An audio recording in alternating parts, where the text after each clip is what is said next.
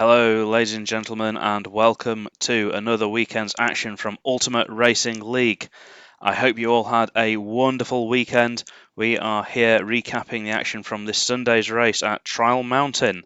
And as you can see from the qualifying standings on screen, I had quite a poor qualifying session and I have been struggling for pace in free practice. Not often that you see me a second off pole position, so I have got my work cut out in this one to deliver a good result. So we are going to go to the green flag now. Let's see what I can do from 4th place on the grid. And we are green, green, green, and we are starting, as I said, in 4th place. It's kind of unknown territory for me, and I know that might sound a bit big-headed. Now, I'm just being careful into the first corner here, not to take too much curb on either of these two corners. I don't want to get a penalty on the first lap, and just maintaining an okay gap to Bazza. I'm going a bit narrow here, but it's okay because the guys in front didn't get great exits, and turning across here, I'm about to make my first mistake. I run wide there and I'm really slow on the accelerator. Look at how close Declan is, and I'm having to then take second gear through a third gear corner there. The front end was not gripping and struggling again to get the front end to turn across on the left-hander there, which has compromised me in the tunnel. And I am genuinely defending as much as I am thinking about moving forwards in this race. There is now a decent gap behind, but I have lost touch already with Bazza, and let's try and get that gap back down now. I'm a bit stronger through this final sector than the first two sectors. That's what I learned in practice, but already again having to get out of it because I turned in too soon. First gear there was deliberate. That is something that's been helping me get the front end turned in. And it looks like here that I am sort of gathering the time back on Bazza here, but very poor start to the lap, and I should have really been all over Bazza down that back straight. Keeping it neat and tidy, and definitely on Bazza's back bumper now, and trying to get a nice exit through here and try and pick up the toe. But this straight is just frustratingly short, or rather, it's a decent length, but the braking zone at the bottom here is just a small lift. So I'm just touching the brakes, and I'm wide of the apex there, and having to gather the car back up through the next one. But Bazza's had a really poor exit. I then had to sort of get out of it to avoid running on the grass, but I have caught Bazza back up here. So there's maybe a chance that I can move forwards, because I can see that Bazza's not driving perfectly. I'm wide on that apex again though. Just really not having fun with the front end, and this time round again having to take second gear, but Bazza taking it really wide there, and I'm just going to line up a run here. I know he's got really far in front there, but I've just got the better exit. I've got more momentum here, and that was all fairly deliberate. I could have probably taken the corner a bit faster there and been really on him, but I'm going to make my first attack here. We're going to go up his inside. This should be a nice easy move, and there we go. Down, hold the inside, make him go the long way, and he can't. So we've got the place for now, and now let's see what we can do about Frowny and Enzo, who's already checked out in front. Look at that gap down to Enzo. He's absolutely flying around this track, and honestly, all credit to him. He's done a super job in qualifying, a second faster than me, 7/10 faster than Frowny, but I've made a huge mistake and I've had to absolutely slam the brakes, and Bazza can't quite get around the outside. I wasn't intentionally blocking him there, but he's played the smart thing now and just got a cut back on me, and he's going to have a really good run down into turn 1. But this is not an overtaking opportunity down here. I'm hoping he doesn't go for it, but I don't think he did go for it. I think that was just a miscommunication there, because I think he was trying to bail out of the overtake, but I was also super early on the brakes, and we just basically turned into each other. So he has got the place, but he was saying on the radio that he was going to give it back. And it must be said that there are some real gentleman drivers in Ultimate Racing League. Just the sportsmanship in the league is just phenomenal, and Baz is just a brilliant example of it. It's my first time racing against him, and he's also very clean and very fair. So I think he's going to pull to one side, and he has. I'm just going to follow him in his slipstream and try and get the most benefit that I can down the straight, but he is just clearly letting me through. And now I've just got to keep him behind me for the rest of the race. And now Frown is way out in front. And I'm starting to think that I'm coming third at best here. Unless I can start hunting down Frowny. I don't know what sort of lap times he's doing at this stage because I've been battling with Bazza.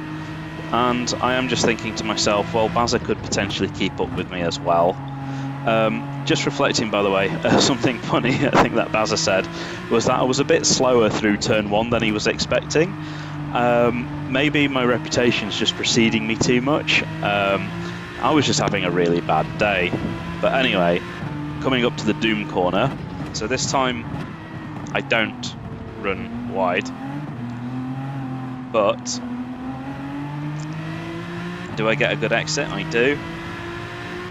And we should now be clear. But Bazza has managed to keep up with me here. He is right there behind me. Let's have a clear run through turn 1 now. See what we can do through here. Not too bad on the apex there. Oh, but I'm too narrow. I'm too narrow. That is just track limits there. And there you go. I have got myself a penalty. And now the pressure is on. Can I build a big enough gap over Bazza so that when I serve this penalty, he doesn't pass me?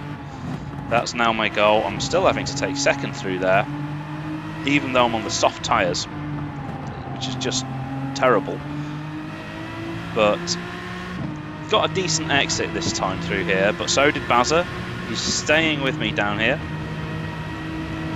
And he's actually, yeah, he's slipstreaming me as well. He's stayed where he needs to stay, and he's delivering when he needs to, because if he can't keep up with me here, then he's not going to take advantage of my penalty. I was okay through there. I left a lot of room on the corner exit there, though, not using all of the grip, maybe throwing away a tenth or two again. And I've felt really good in this final sector, to be fair. I didn't see myself losing any time to anyone through here. I was really smooth on the accelerator, down the hill there. And when I don't run wide in this chicane, I am fairly decent through the chicane as well. Always hooking up that curb, short shifting into second, and then just nice and gentle on the accelerator. But there's the penalty taken. Having to just brake for half a second, and that's what it does. Bazza is straight up and past me, so we're going to have to do it all over again now. Let's see if we can just follow him through the first sector, see if we can do anything about the gap. He's driven that first sector all right, but he struggles on that third apex, and I wasn't really going to have a go at him through there. I was too far back, but I just wanted to crowd him out, let him know that I'm there. I do this quite often, you'll see, is that I will throw my car to the inside without actually trying to overtake, and you'll be surprised how many drivers that unsettles, because they're looking in the mirrors instead of forwards. And I know that I can still get a good exit when I do that, so it's just a bit of tactics. You can debate in the chat if it's fair or not, but I like to race with my brain as well as my feet. Now, not going to get him down here, not in a million years. He does run wide, and I try to get an undercut through here. I managed to pull alongside, but we are about to go into a very narrow section of track, so I was just not willing to risk that. He didn't need to back out, and he didn't. I needed to back out, and I did. That wasn't the time or place to have a go. But as you can see, we are having a proper race here, and if you appreciate that, then please do like the video. Remember to smash the bell icon and subscribe, just to say thank you for not scampering off into the distance and dominating the race. But what we are going to try and dominate is Baz's back wing as we go down the main straight. I'm a little bit too far back to have a proper go at him here. As I said, this straight is just a bit too short. But I'm just going to pop my car to his inside, and that's put him off. And he's ran a little bit wide, and now he's narrow up against this apex, and I get the up and under. It's a move that took 3 corners worth of planning there. But now if we switch, we can see that he's actually having another go at my left-hand side here, forcing me to take the middle of the track. But then he has a massive moment there and nearly spins out. And this gets me a nice bit of breathing space, but not much because he's already gathered the car up. I had a bit of a dodgy tap on the corner there, so I'm going to have to watch my rear wing down here because he's now going to have a slipstream. And as I say, we are having a proper race, but now I'm just thinking to myself, this time don't mess up. Just have a couple of clean corners, get yourself like eyes forwards. Frowny's quite far up the road, but you could catch him. In qualifying, he was only 0.3 faster than me, and I was watching his practice, and he was actually struggling in the same place as I was. We are remarkably similar around this lap, me and Frowny, but neither of us had anything on Enzo Jack this race. He is in a league of his own, out front. Look on the map, there's no one near him. He's just evolved into an absolute monster around here, so can't fault the guy for that. If you're wondering, by the way, Stormfly was supposed to be in the race tonight. We don't know where he went. Maybe his master race abducted him and took him back to his home planet. Who knows? But Stormfly was AWOL, and it's a shame because he would have been challenging against Enzo Jack quite heavily. And I'm now going to do something unusual and fast forward the rest of the race. So what happened in the race, I'm sorry to say, is that I reached 3rd place, and Baza kept up with me for a couple of laps, but then I started to build a gap over him. And you can see that on the mini-map down at the bottom, that I am slowly starting to build a gap. But unfortunately, I couldn't really do anything about Frowny. And every time I gained a 10th or 2 on Frowny, I'd then throw it away in the next sector. So the gap was sort of yo-yoing. We were strong at different parts of the track, but it really doesn't give me a huge amount to talk about. I will just use this moment just to say, again, what a great job Enzo did, and again, how sporting Baza was about sort of etiquette on track and handing a place back to me. That was really great, and the racing with Baza was amazing as well. Never had to overtake the same person 3 times in as many laps because I kept making mistakes, got past him and instantly threw it away each time. But it really is the story of this race, unfortunately, that we didn't really go places. So what I'm going to do now is I'm going to cut away and we're going to go to something a little different. We're going to compare Enzo Jack's fastest lap against my fastest lap and try to work out where we're losing the best part of a second a lap against the maestro that is Enzo Jack. So, comparing our laps as we come down into turn 1, we both turn across at very similar points, Enzo taking slightly more curb but similar speed, and then I take slightly more curb on the right, and look, I've kept 5 or 6 miles an hour extra. We then converge to the same speed approximately, but going into the tunnel I am actually about half a car length in front. Now Enzo keeps his car much tighter to the left hand side here, and that pays off because look, he's across the line when I'm not. As we head towards the next right-hander, we're both braking just in front of the sign on the right, but if you pause it here, you can see that Enzo got a slightly better exit, maybe just a couple of miles an hour extra up on me, and as a result he's going to cross this line first. So as we go into the sweeping right-hander now, we're going to go to slow motion, and you can see that we're both doing almost the same thing at this point. And because I've synchronized the videos, we'll both hit the tunnel at pretty much the same time. Watch as Enzo gets earlier on the brakes and sweeps across far tighter to the inside barrier, and watch as we enter the next tunnel, he's actually slightly ahead and a couple of miles an hour up, which is then going to carry down this straight all the way to the next braking zone. As we go down this straight, please do remember to like and subscribe to my videos, especially if you appreciate this extra analysis that I'm doing. As we come up to the next hairpin, you'll notice Enzo brakes a lot later than me, but he's also braking a lot harder if you look at the brake trace on screen.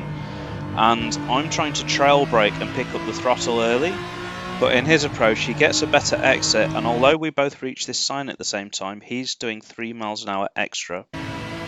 The next corner is quite easy, but it leads into a difficult braking zone. And we're both braking pretty much at the same point here, but I'm braking harder and getting the car further to the inside, and then I'm slightly earlier on the throttle, if you can see there as well. So all in all, we're about equal through that corner. And for the next one, again, I'm braking less and trying to carry more speed in, but Enzo gets it much tighter, if you see here, and now he's going to get on the power much sooner and keep the car further over to the left, which results in a much better exit speed. So we're just going to do one last time alignment now, using the bridge as a reference point to align the clips. We are both braking at similar points, but look at, I'm jabbing the brakes there and jabbing the brakes again, and he's then short shifting into second gear, whereas I'm keeping my car in first gear.